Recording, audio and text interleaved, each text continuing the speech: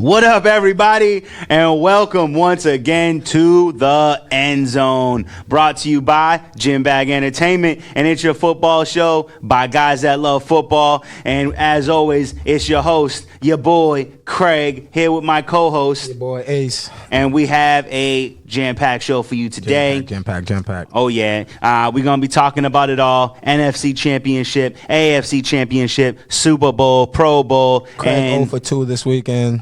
Oh, man, you just going to slap me in the face with that one, huh? I was trying to win a playoff bracket. I was down by 1. I needed 2. I had to pick the opposite, you know what I'm saying? Everybody knew Kansas City was going to take it. I will say this, even though I was sure San Fran was going to take it, I didn't think it was going to go the way that it went. I thought it was going to be more competitive, but Aaron Rodgers just doesn't have what it takes. Wah. And what happened in the Tennessee game?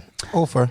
Tennessee, man, we'll talk about that. Exactly. Let's start off with a segment we haven't done in a while because there hasn't been anything relevant to talk about. Let's talk about that injury report.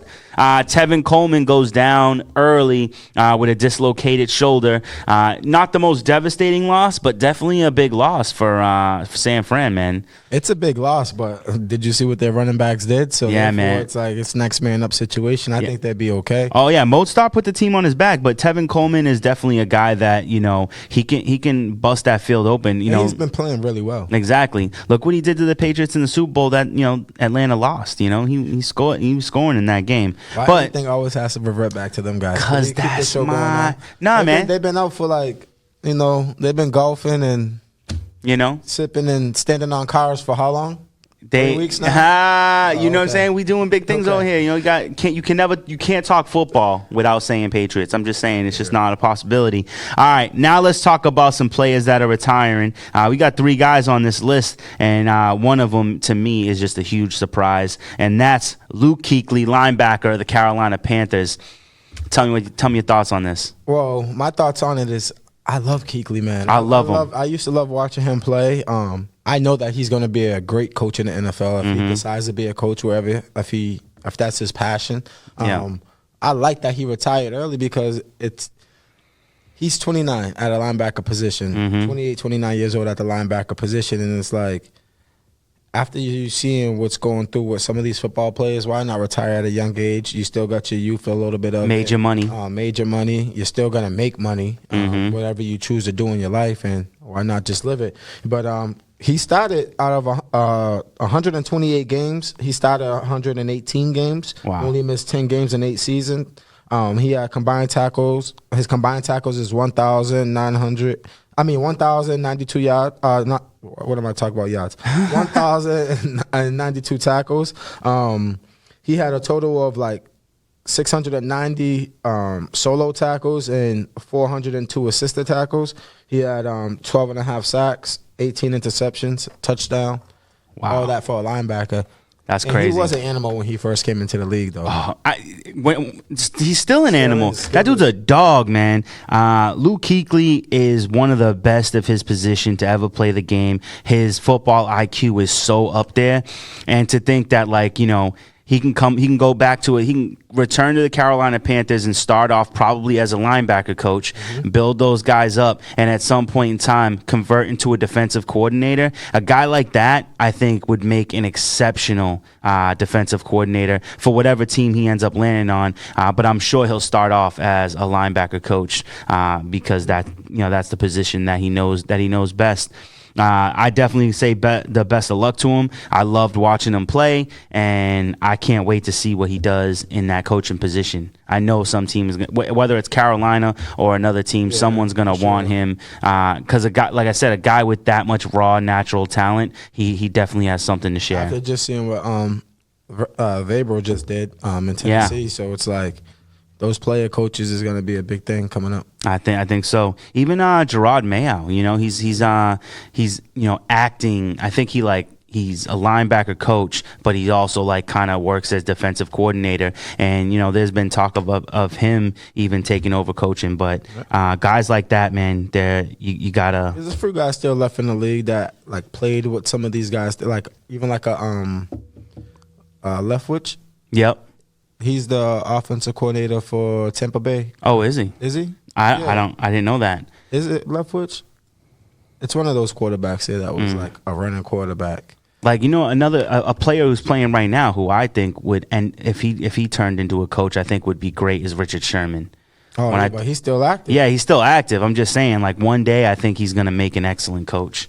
All right, and then we have Antonio Gates. This one surprises me just because of the fact he didn't play all season. Yeah. And so now at the end of the season, announcing his retirement from football, a guy whose name is synonymous with the tight end position, one of the greatest to ever do it. Just so dynamic, so like such a presence on the field. Definitely a guy that we'll miss, and definitely a guy whose name will always ring out. You got accolades for this guy? This guy, he let's see, he played 16 years in the league. Yeah. Out of 236 games, he started in 190. Wow. He had 1,459 targets, 955 receptions, 11,841 yards, 116 touchdowns. Wow. That's amazing. Yeah, it was Brian Leftwich. Yep. Oh, okay. Yep. And then a little bit. I feel you. And then the last guy on the list, I couldn't remember his name earlier, but I looked it up. I found him. When the Bills lost in the wild card round, they to Houston, the linebacker Lorenzo Alexander also took to retirement. Once again, a guy who I feel like might have retired a little bit early, but a guy who could turn around if he wanted to. Starting off at like a linebacker coach. But I don't mind guys retiring when they're like in between the 28 to 30s. Like a lot of people. Like, I think Andrew Luck this year set the bar for a lot of people that's in between that age group. But the life insurance policies and stuff like that in the NFL is not too great. I feel you. Playing. It's like, I think once you hit a plateau where you feel like you made enough money and your family can live properly for the rest of their life, that's when you just hang it up. Because at that way now you try to think about it like, okay, I made millions of dollars. My family's good. Now I can invest this money into more money and make more money. At that point, it's just like retire. You got nothing more to prove. This is true. You're just trying to chase a championship. See, now I love that you said that, because my thing is if I'm a Luke Kuechly, if I'm an Antonio Gates, if I'm a Lorenzo Alexander, before I retire, I'm gonna try and sign to a team that has the highest likelihood of making it to the Super Bowl. A team that me joining it gives it just a little bit better of a chance of making it to the Super Bowl, and make that one last shot. And if I don't get it, okay. But if I do, well, my thing about that too is like this. What you got to understand this too is like, yes, as fans and as humans, we want that one last chance. Like, come on, guy, just fight it until you get a championship. But as an athlete, deep down inside, you know when your time's up. This is true. You know when it's like, all right, I've been chasing because. Do you not play football for a Super Bowl ring? Isn't that not the like? But Kuechly's been there. You get what I'm saying? Like he's been there with Cam. But they lost. Yeah. But he didn't win it. But it's like, if guys was to play their whole career in order to get that one championship, guys would never retire because some guys would never ever get it. This is true. Like a Charles Barkley would never ever get it. Because depending on the times that you play, like, think about it like this. Like, in Luke Kuechly's time, he spent 8 years in the league. Yeah. Out of his 8 years in the league, Tom Brady damn near won it every year.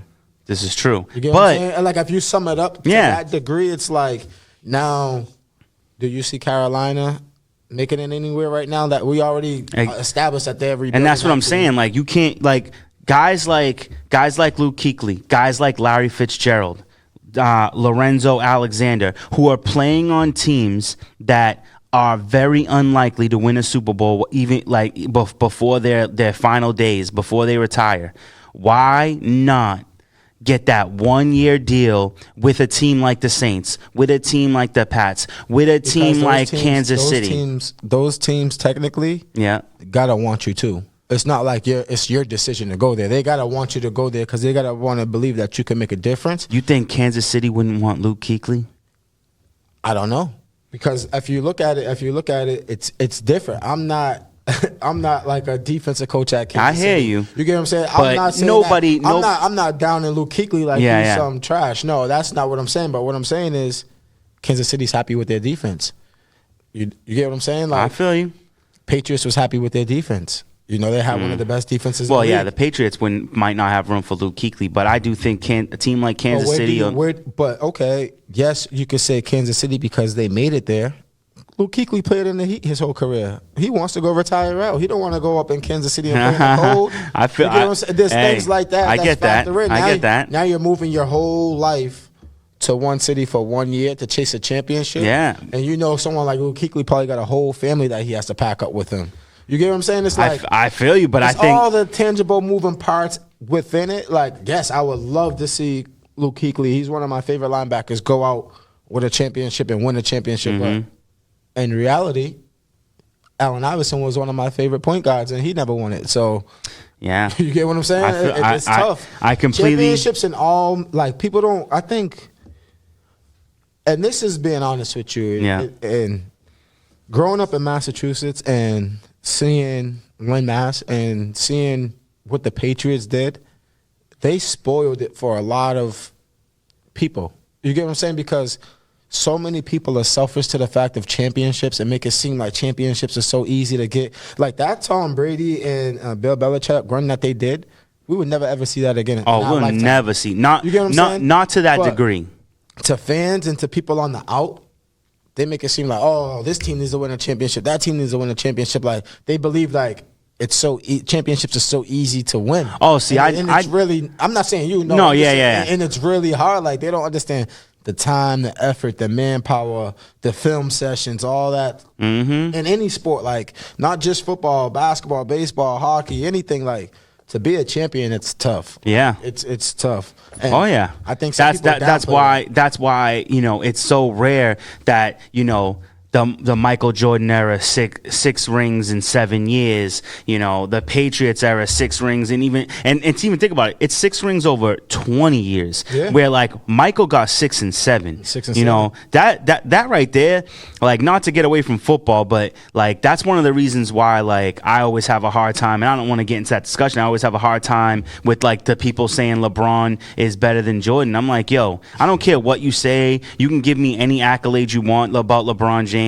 But 6 rings in 7 years. 6 years, he never lost. Well, but he took that 1 year off. He retired, and that's to say, like, what if he didn't retire? Would he have had 7 rings in 7 years? 7 consecutive rings. Like the Patriots, we had 1, missed 1, 2 in a row. Then we had 2, like 1, missed 1, 2 in a row. You know, we never had no 6 rings in 7 years. Like that, those are feats. Winning championships will never be an easy thing, but. It definitely, I feel like whatever sport you play from the time you're a kid, like it was always like, I'm gonna play for this team. I'm gonna win a Super Bowl ring, and that's your imagination. And then you get to the NFL and it's just about or the NBA and it's about how much you're gonna pay me to play. And it stops. I feel like, and that's the reason why I think the Patriots win so much is because like for most of the people on that team, it's not about how much they're getting paid. It's about whether or not they're going to get that next ring. And I think more players need to have that attitude. And if Luke Kuechly had that attitude, he'd sign to a team for 1 year and he'd get that ring. Negative. All right. He's already established as a Hall of Famer. Absolutely. He's without a shadow of a doubt, first ballot Hall of Famer. I can't see anything else. All right, let's talk about these games. Let's get into these games. Let's talk about KC going up against Tennessee. This game was personally this game was the best game of the two. I thought it had a lot of drama. I thought that things happened in this game that you didn't think were gonna happen. You didn't think? No. I think there was things that happened in this game that nobody thought they were gonna see happen. Okay. I mean, because if you thought that Patrick Mahomes was gonna go for 30 yards and break 5 tackles, you're a lie. Like I told you, I thought he was gonna go wild, and wild, yes, that's wild. But they were scared to wrap him up. He was 30 on the sideline. Man, when Patrick Mahomes did that, man. Like, the things he's done in this playoff run have been remarkable. Patrick Mahomes. Told you he is the best quarterback left. You said No. Aaron Rodgers. No. Green Bay is my second. Green Bay is my second favorite team, but Aaron Rodgers is. You find the tape where I said Aaron Rodgers is the second best quarterback in the NFL, and I'll throw $100 in your pocket, son. Right now. No. I've said more than once. Patrick Mahomes is gonna be the best quarterback of our time. Like it's gonna go Brady, Patrick Mahomes, Peyton Manning. You know what I'm saying? And actually, I would say Joe Montana, Peyton Manning, but that's just me. Joe Montana got 4 rings in a row. You know what I'm saying? Wow.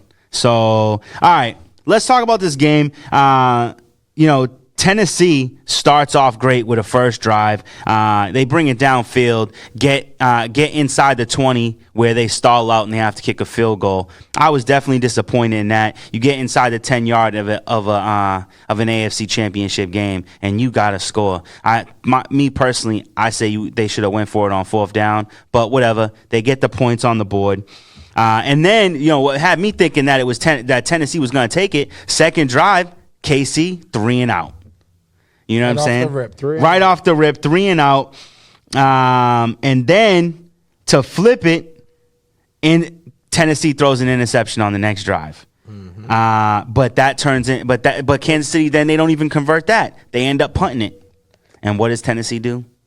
They drive it down the field for another touchdown. And it was the play to me. One of the best plays of the game. Another direct snap to Derrick Henry. You think he's gonna pass it. But boom, runs it off to the left. And they stole that play from Kansas City. Oh, yeah. They did steal that play from Kansas City. But that's a play right out of Bill Belichick's book. You see something that a team you're going up against did well, and then you write that into your playbook. Absolutely. You practice it so you could say, I'm not going to move. I respect it so much. It's chess, not checkers. Uh-huh. I respect it. I like we said this before. We said this last week. Like, I respect the hell out of Mike Vrabel. You know what I'm saying? Like, I believe at some point his team, I don't want to say gave up on him, but gave out.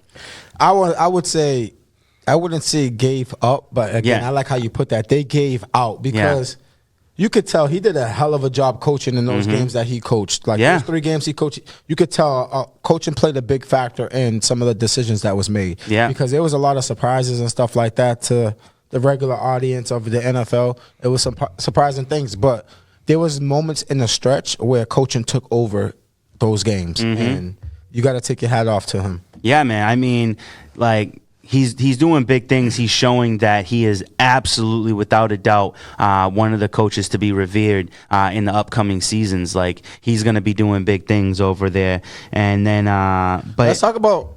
Yeah. Let's talk about this KC defense. I think you're missing out on the KC defense. The defense that everybody said, the defense that everybody said that they couldn't stop anybody. They wasn't going to stop Derrick Henry.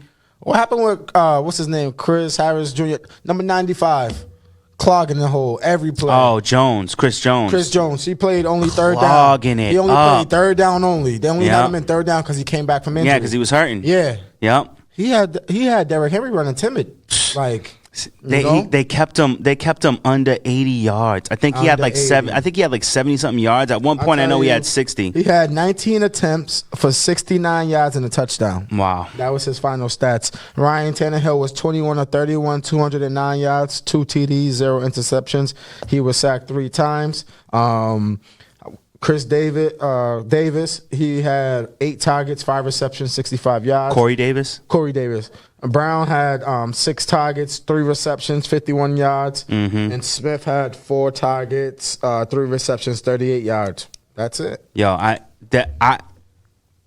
hit the nail on the head, man. This Kansas City defense came out and they were like, listen, we're not going to let Tennessee do what they did to Baltimore to us. Nope. Like, we're coming. We're gonna play some real football, and we need to get to that bowl game. And that defense stepped up. I mean, the offense did what they needed to do. offense is the offense. You already know. My boy Patrick Mahomes, he put the team on his back. He gets that 30-yard, amazing touchdown. Like, it's supposed to be stopped at the line of scrimmage. Homeboy misses his assignment, overcommits to the shoestring tackle, misses it. Homeboy linebacker comes in afterwards, also misses his assignment. Should have been cutting Mahomes off, misses the tackle. Mahomes cuts to the center of the field. Called pursuit angle, and none of them had a good pursuit. No, none of them. And then breaks 3 more tackles to get into spinning, tiptoeing. He was hungry. That's hungry. Oh, man. Mahomes was he was 23 of 35, 294 yards, 3 TDs, 0 interceptions. He was sacked twice. He also rushed the ball for 8 attempts, 53 yards and a touchdown. Doing his best Lamar Jackson impression. Williams has 17 attempts for 45 yards and a touchdown. My guy Sammy Watkins, Clemson University. That bomb, what was it? 60-yard bomb to the end zone, man. He had 7 receptions, 114 yards, and a touchdown. Hill had 5 receptions, 67 yards, and 2 TDs. They're like it's almost like a 5-headed monster. You know what I loved? Kelsey didn't even get off that game, but in a way he kind of did, but he didn't. And it was funny. It was funny if you watch the game, right? Because I rewatched the highlights to kind of just make sure I was 100% prepped. And it was like a 4-part movie. You know, like Kansas City, Tennessee 1, Kansas City, Tennessee 2, 3. First quarter, it was all about short dumps to Travis Kelce to get first downs. Yep. Second quarter, it was all about Patrick Mahomes and Tyreek Hill turning up, getting 2. Tyreek Hill gets 2 touchdowns. Third quarter, it's the Patrick Mahomes show, and then in the fourth quarter, it's Patrick Mahomes meets Sammy Watkins. And all throughout that was, in the background story was Kansas City defense. Yeah. Kansas City defense. My boy, the Honey Badger, Tyrann Mathieu. You know I was bringing him up. I was hoping I got to grab his name before you did, cause I got some content for you, but man, the Honey Badger was showing out. Boy. Showing out big time. I think he might have had like 12 tackles solos. Oh too. Man, they had him down in the box. Now you see how they put him down in the box. Yep. That's what every team should have did versus Henry. How they had Honey Badger down in the box. Like, yo, listen, we're gonna put him down in the box. He's fast. He can make that play. If they try to dump it off to the sideline, what he do? Pursuit angle, boom, and complete. The one play, I think it was Corey Davis that Tannehill set him up, set him up dirty. On football, we call that he left him out to dry. Yes. Tyrann, and you know what I like though? Mad respect to Tyrann Mathieu because he was clean. It was a cleanest as it can but be. a clean, kind of gentle hit. Tyrann Mathieu could have came in with the double arm wrap up, lay you out, but he just came in and gave him the quick hit. And that's why I say, think about like a play like that, right? That messes up the NFL because it's like, he should have depleted him. Oh, yes, he should have. He should have got hit with the Reggie Bush one. Remember when Reggie Bush got hit? Yeah. He should have got hit with the Reggie Bush. But the fact that the NFL is so soft nowadays, he just gave him power. Yeah. He just be like, yo, I've been hitting the gym, bro. Like, I've been in the gym. I've been on my G. Because that was, like, it was so wonderful because, like he hit him and he got to just stand there and look down on him like, yeah, I got you, son. Yeah. That was awesome. And then, by the third quarter, Tennessee has fallen apart. They got nothing left for Kansas City. But then, they kind of find a way. They get a little drive going and get a nice little touchdown. Who was it to? I have it written down. Ferkser. First they went for that fake punt. Yeah. They went for that fake punt and it was successful. Gets him to midfield and then boom, Ryan Tannehill hits a big bomb to Ferkser and gets that touchdown to kind of get him in that range. Some momentum. Yeah, try to find a way to win, but they're still down by 10. Yep. They did shut down Kansas City to kind of keep themselves in contention, but that ends shortly with what's his name? D Ford shut Tannehill down. And it was crazy because this game was really like, if you look at like statistic wise, it was pretty even. Like, yes, time of possession, Tennessee had it for 30 minutes and 10 seconds. KC had it for 29 minutes and 50 seconds. Tennessee total offense, 322 yards.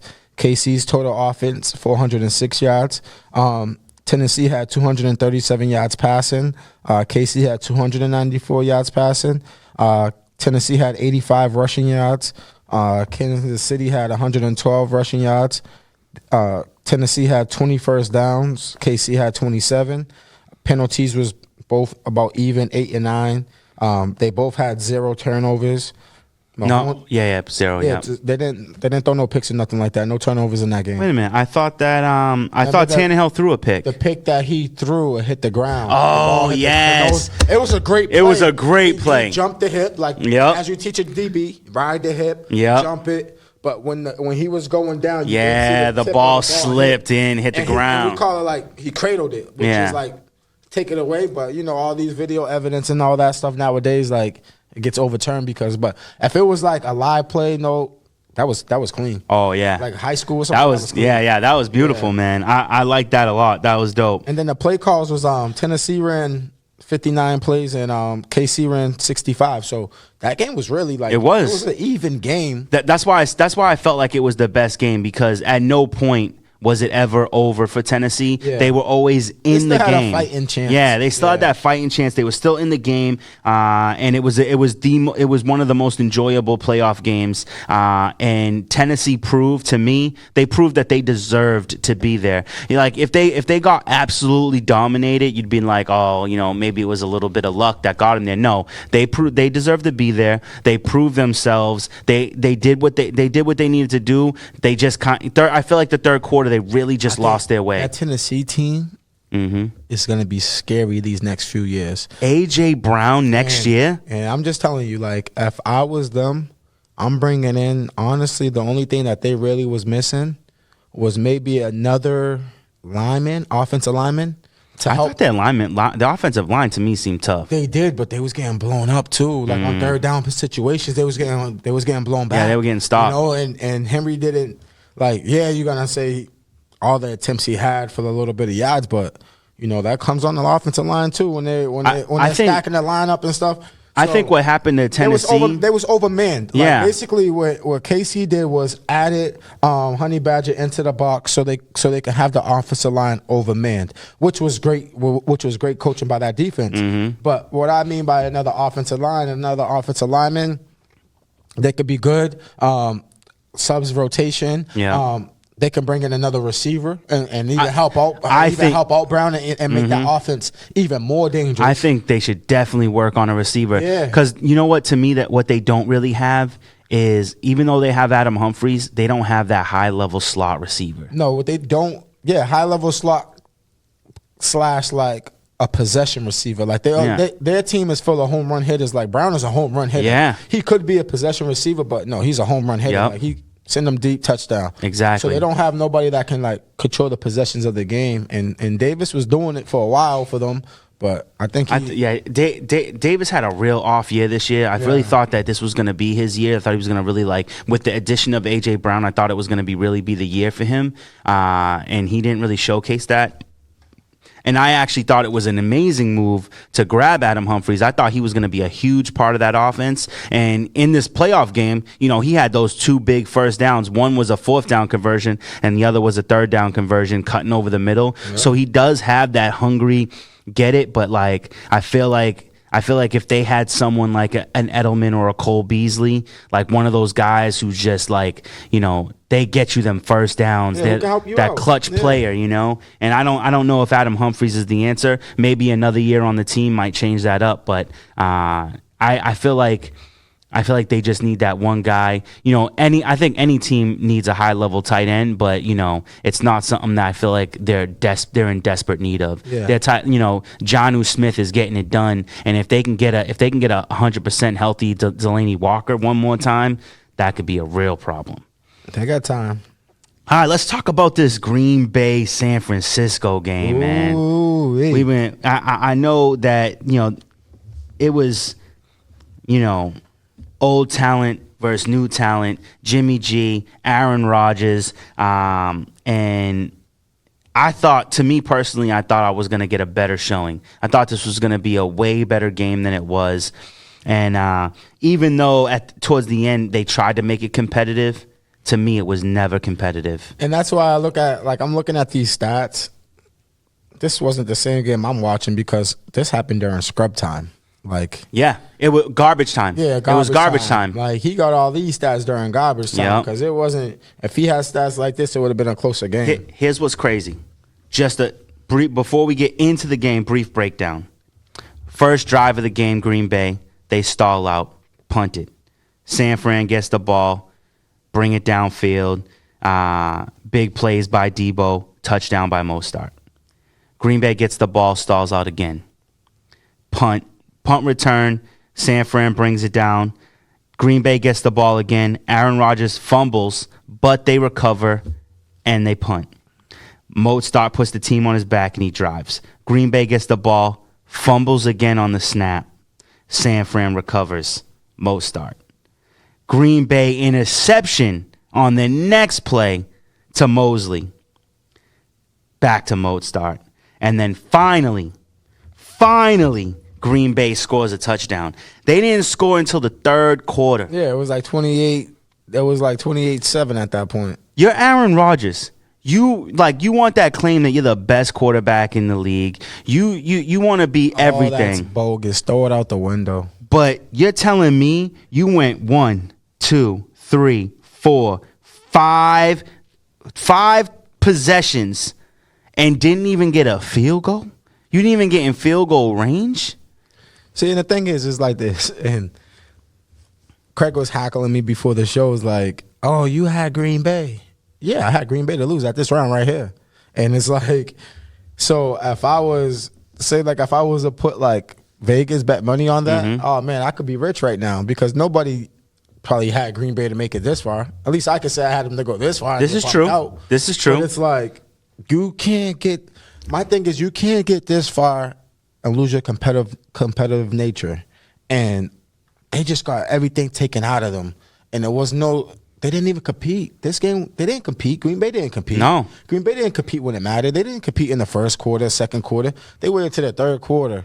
By then, the women and children in the bed, by then, like, it's game time, game over. Like, they're celebrating, partying. I think Green Bay got absolutely exposed in this on game. all levels. Super exposed. And you know what? Like, I feel like I never would deny that Green Bay is my second favorite team. I grew up loving Green Bay because I used to love Brett Favre. And, in a time where I didn't really know football. When I was young, I didn't really know football that well. But I loved the look of Green Bay. Brett Favre was the man at the time. And so I had this love for Green Bay. And then Aaron Rodgers took over, and he was dope. You know what I'm saying? Aaron Rodgers was that guy for a period.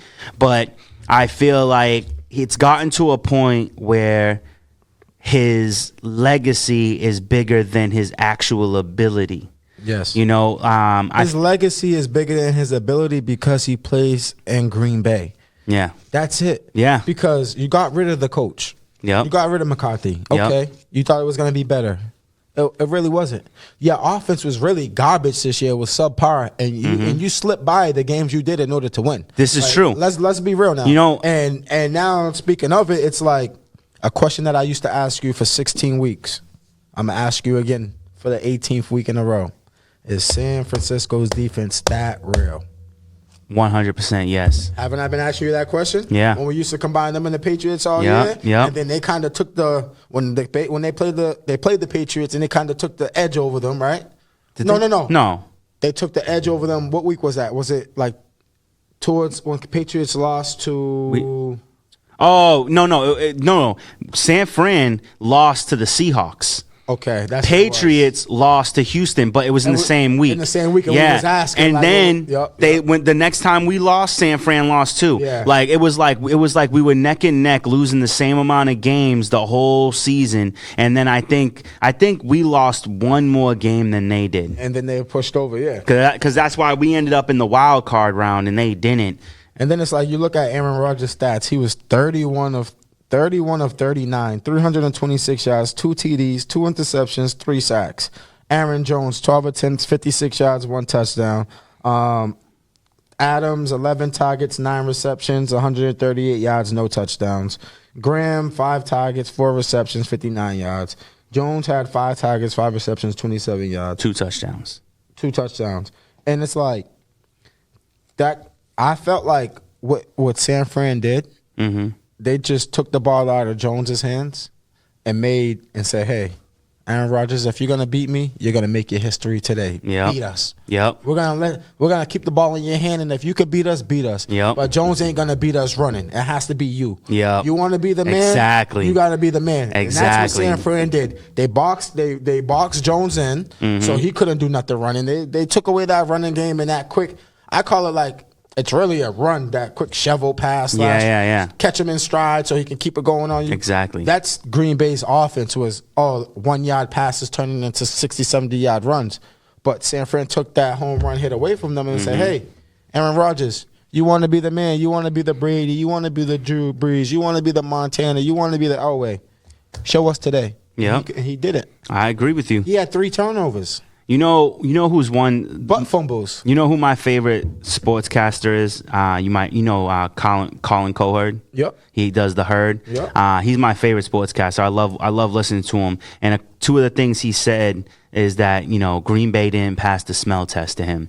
He goes, he's like me, and whereas a lot of people talk about the stats, but like I go by what I'm seeing.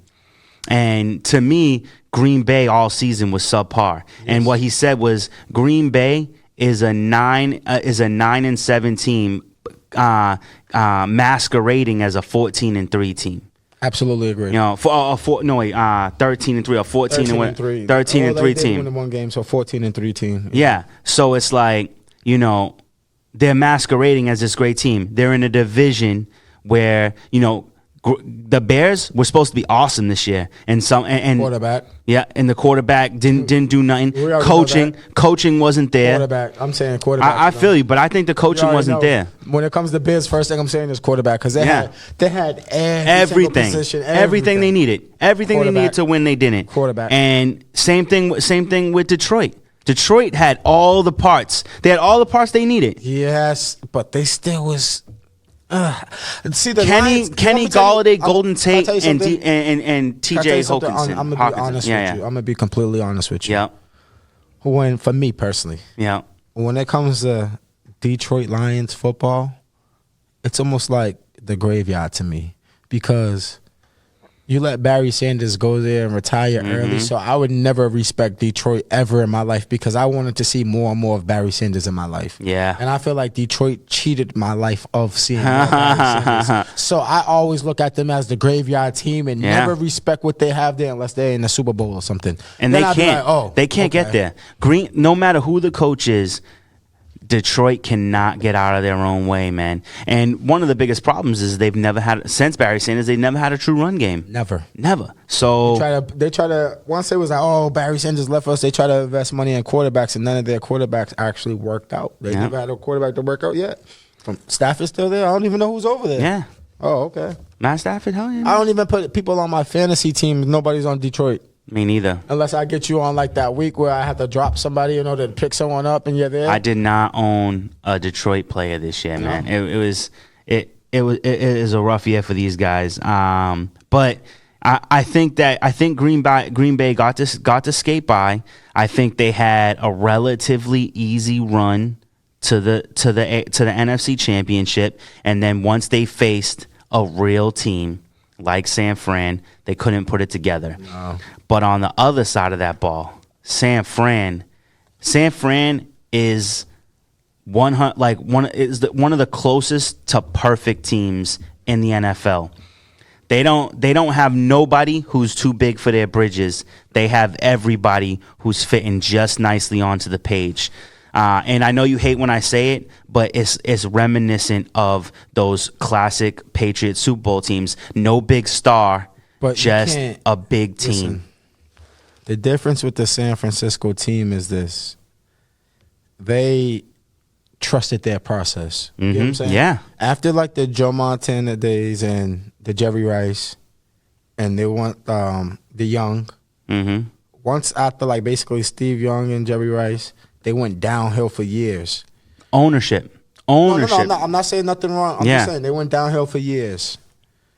Now they was able to, compete a little bit, get a draft pick, compete a little bit, get 2 draft picks, compete a little bit, get 3. So now it's to the point where if you look at their team been building up over these last 6-7 years of nothing but number 1 draft picks. They had a great team when Harbaugh was still the coach. Yes, and then they won first Harbaugh goes, Colin Kaepernick goes, team starts to decline. That was the last time they was in the playoffs. Yeah. Well, in the Super Bowl. Against Baltimore. It was the Harbaugh brothers going together. And they start declining. They're losing all the time. And like you just said, it was exactly what happened is they would not stockpiling, but they were rightly utilizing first round picks, getting all these parts.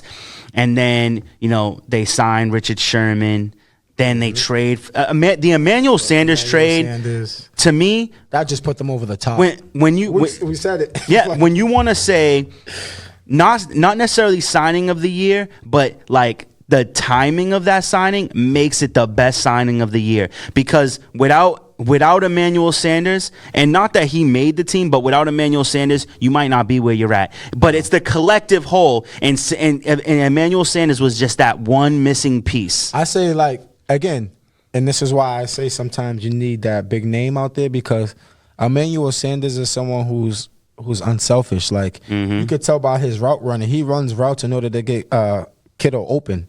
He knows that sometimes he's going through double and triple teaming, and he's just taking guys with him with his speed in order to open it up for other guys. So he brought into this San Francisco way, and it is proven the fact that when you're a elite receiver and teams got to double and triple team you, your team's going to get open. And it just makes it easier for everybody when, yes, I know that AC Johnson is the guy who has to run the routes all day and keep the defense busy and focus on me, but then Craig scoring all the touchdowns. Okay, cool. That's what I need to do today. We both winning. Because we're both winning. We're going to the Super Bowl. What you need me to do? Just keep on running 80 yards? All right, every couple plays I might need a break, but that's it. And even though he didn't have a big part in this game, man, George Kittle, bro. Yeah. San Fran, he blocks. That's what I love about him. He does everything. He does everything. He runs great routes. He has great hands, blocks well, can make plays on his feet. The dude is incredible. The battle of the tight ends between him and Travis Kelce is going to be so awesome to watch in these coming years.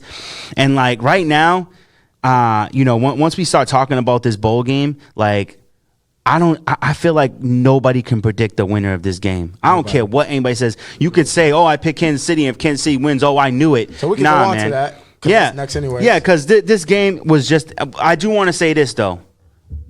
One word, Mozart. That boy was running his ass off, man. 4 touchdowns in an NFC Championship game. Listen, I feel as this, right? Mm-hmm. I feel as though if the running back position was like a $10 million position, after this season, they need to go up an extra $5 to $7 mil to like minimum $17 to $20 million for that running back position. Mm-hmm. The running back position should be as important as the quarterback position. Why do I say this? Because you got some quarterbacks throwing the ball 8 times. And these running backs is running the ball 30, 40 times. Ryan Tannehill was the biggest example of that. You get what I'm saying? So it's come on, not just Tannehill. Garoppolo, he only threw the ball 8 times too on Sunday.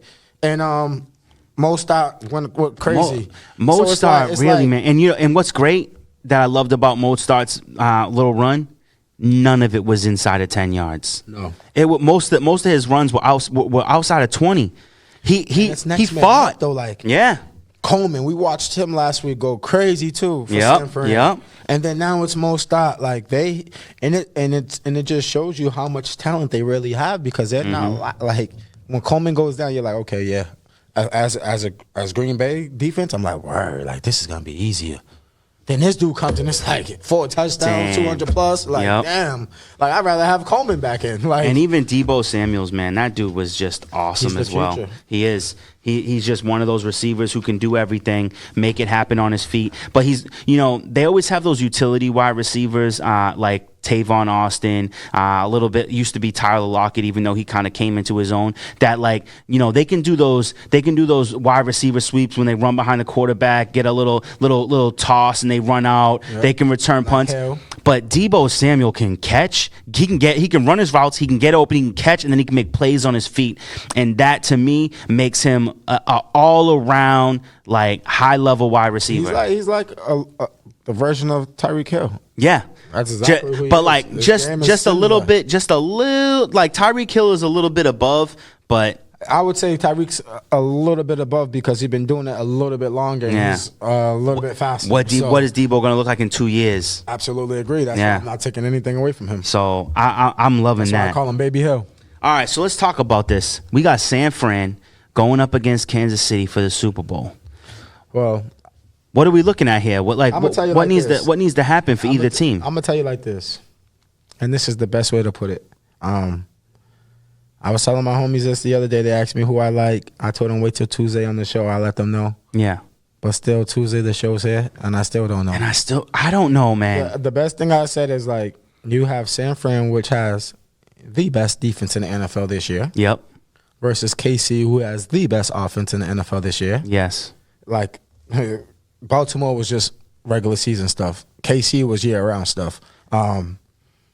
So when you have the best offense versus the best defense, they say offense wins ball games, defense wins championships. Yeah. So if I go by that saying, then I will go with San Fran.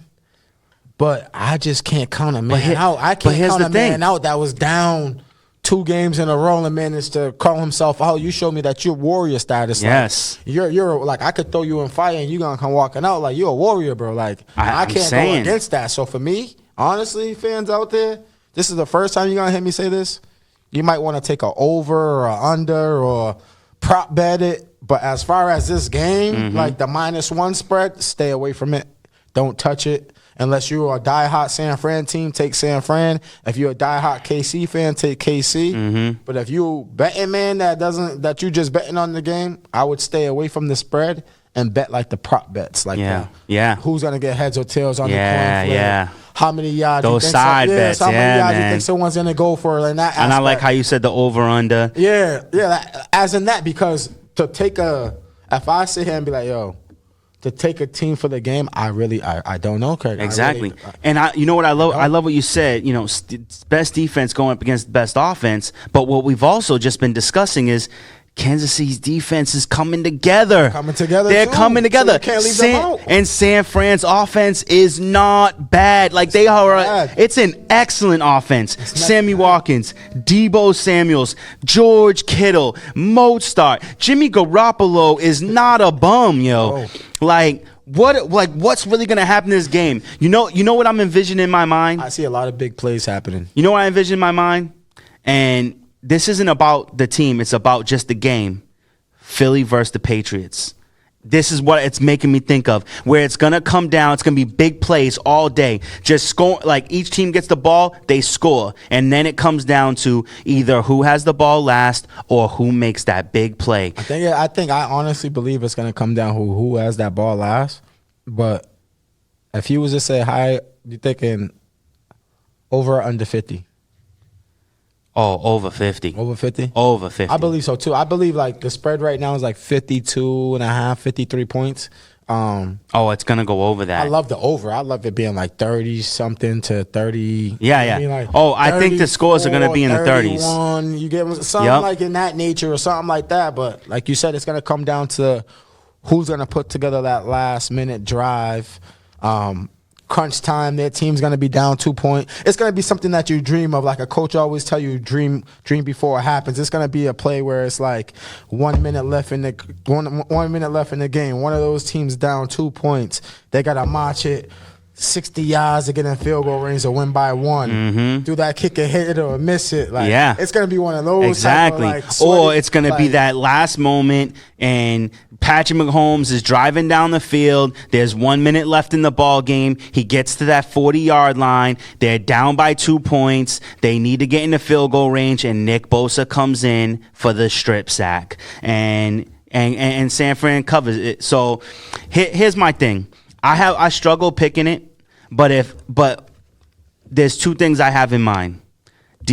First you said defense wins championships, and I am a big believer in that. Defense does win championships, which is why the Patriots won their last one, because their defense held up against the best offense in the NFL in the Rams. But then I'm thinking, so if San Fran's defense is better than Kansas City, but San Fran has a hell of an offense. They have one hell of an offense. They got a really good run game, and they got excellent receivers.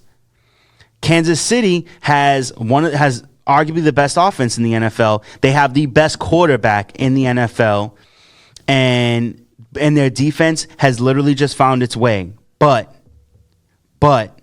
I don't believe their defense is.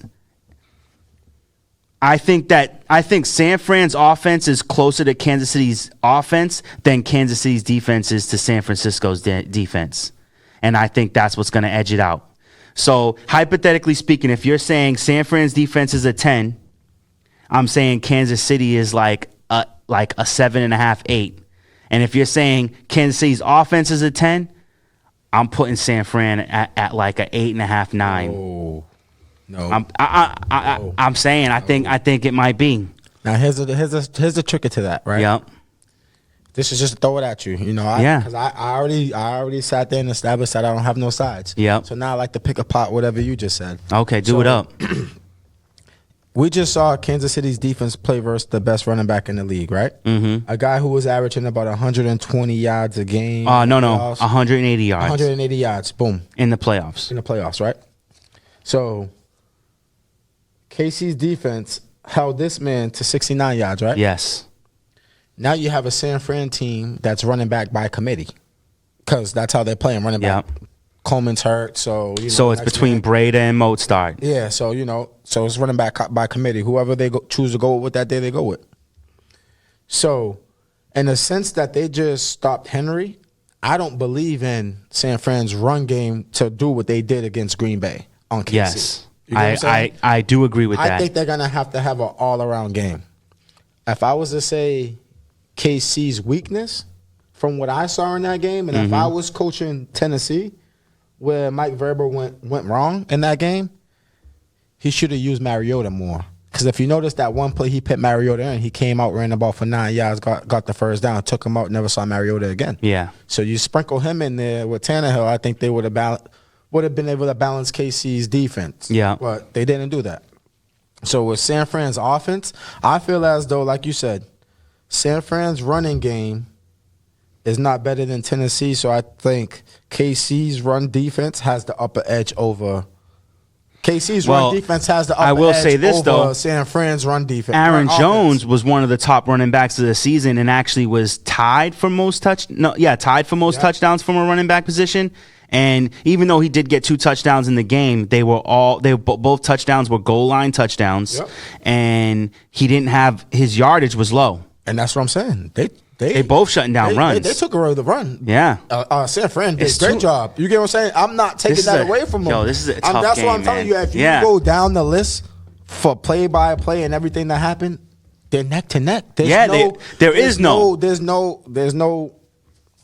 breathing room. Yeah, there's no clear cut. You choked up. There's nothing. There's no clear cut evidence to be like, I like this better than that or this and that, because for every good thing you can tell me about San Fran, I can tell you about KC. This is from offensive wise, defensive wise, from improving. San Fran's defense was just banged up 3-4 weeks ago. Yep. They got to full strength at the first game. They had a bye week first week of the playoffs, which got them to full strength, and they got to full strength that second week. Same thing with KC. KC's offense was out of loop, and now their offense is in full strength. Everybody's coming together. If this, I don't know. This could possibly be. Now, I think that the 2 best Super Bowls I've ever seen. Wait, and you're talking about in general or just in our lifetime? Not because it's tough to say. Yeah, it's tough to say all that. I'm talking about not only my lifetime, not just my lifetime, but I've literally been watching football for 20 years. Yeah, that's that's like the Brady era is really where I started watching football, and I'm not gonna front, like really watching football has been over the last like 15 years. Yeah. But 20 years of watching Brady and the Patriots, and then maybe like 15 years of just watching all football. Yep. And to me, Patriots versus Eagles, where we lost. Patriots versus Atlanta, where we won. Two best Super Bowls I've ever watched my entire life. Because I'm not gonna lie, there's been some I feel like Super Bowls without the Patriots have been exceptionally boring. Do you remember the Eagles versus whoever they beat? I don't know if it was like the Steelers or whatever, but the Super Bowl that they won after we lost. And it, what's his name? Hasselbeck was the quarterback. I watched that Super Bowl, and it was one of the most boring games of my entire existence. The Broncos versus Carolina Panthers, that game was not. Broncos just dominated them. It was just a boring game. Cam Newton just went flat. Didn't the Giants have a tough one of the years that they beat the Patriots? Those were good games. Both Super Bowls that the Giants beat us, great games. I see like more so like not a Philly and Pats. I see it more like Giants and Pats. That one play. That one play that can change that game. That one play. Because you kept on saying that one play. So I'm leaning more towards the Giants and Patriots more so the Philly and the Patriots. I mean, Philly and the Patriots, it was the one. Brady drove it down the field, and then what's his name? Was it Fletcher Cox? Fletcher Cox comes in, gets the strip sack on Brady, and Philly gets the ball and kneels on it. It's over. Yeah. You know, but that game right there, still Tom Brady had a chance without that strip sack. You get what I'm saying? Like, yeah, if they don't get the strip sack, Tom Brady scores in, and what we're saying 7 Super Bowls, not 6. I don't know. Like, for me personally, I would honestly say, like, my favorite Super Bowls was like, the Giants in the past because you learn so much from both ends of it. Like, that Giants team wasn't all that. They were a wild card team. Came in to beat the undefeated Patriots. Patriots trying to take away that trophy from Miami, and Miami got to pop that wine Miami pops a bottle of wine as soon as the last team loses their like the leftover from the undefeated. Every time that they pop a champagne as soon as the last team loses their first game. And they had to literally wait until the last seconds of a game. And so you're right, man. That game was awesome. And even the Patriots versus the Rams, a game where it was 3-13. Yep. That game was exciting as hell, man. It was I love those type of games, but like for me, only reason why I throw the Giants up there on the pedestal because that was more back and forth. Oh yes, more so like being one-sided. Even like. Watching the Pats versus Atlanta, it was one-sided in the first quarter, second quarter. It was one-sided for 3 quarters. Yeah, for 3 quarters, it was one-sided. And then boom, like a volcano erupting. Exactly. You close your eyes and you open them, it's a tie game. Yeah, man. You close your eyes and you open them again, it's game over. To be honest with you, I would love to see like a similar game like that where maybe and it can happen. San Fran goes up, Kansas City comes back, then Kansas City beats San Fran, comes back, and it's down to I would love, and I'm talking about not like a 7-point lead. I'm talking about 20-point lead, 14-point lead. Here's the thing right now. If we go off KC's the last 2 games, they started off slow. Yep. So me as a coach, I'm telling my team start off fast. So I'm going fast, race car. We call it race car. You're trying to speed everything up. Mm-hmm. And then once you get up 21, now you go race car, but you're running the ball instead of passing. Exactly. Because now you're trying to. So it all depends. Trying to wear out that defense. Wear out that defense and wear out that clock because that clock's ticking, mm-hmm. and you already know if I give this man 30 seconds, he can score in 10 seconds. You get what I'm saying? Exactly. So therefore, it's kind of like I'm race card and speeding everything up, and I'm just milking it. Like I'll run it 3 straight downs and wait till the last second to punt the ball. Like you get what I'm saying? Like I feel you. Every piece of the clock. Every penny. I'm talking about play clocks on 35. I'm not saying hut until it's 4 seconds, 3 seconds, like that. I agree. Because I with agree. a team like KC, that's what you have to do. Yeah, you have to take away their minutes. It could be a boring ass game. Who cares? Yeah. As long as you milk that clock. As long as that team wins. Yeah. So we only got 50 seconds left. Gun to your head. Who's winning? Oh my God. Gun to your head. I get killed, bro. I'm gonna say I gotta say San Fran. All right. We have a matchup, ladies and gentlemen.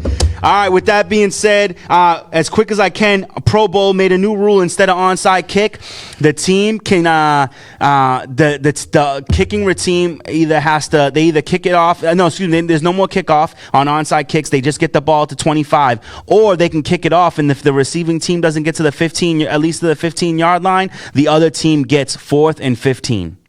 Wow. And coaches are Terrell Davis, Darryl Green, Bruce Smith, and Michael Vick. And until next week, we'll see you in the end zone. Have a good night.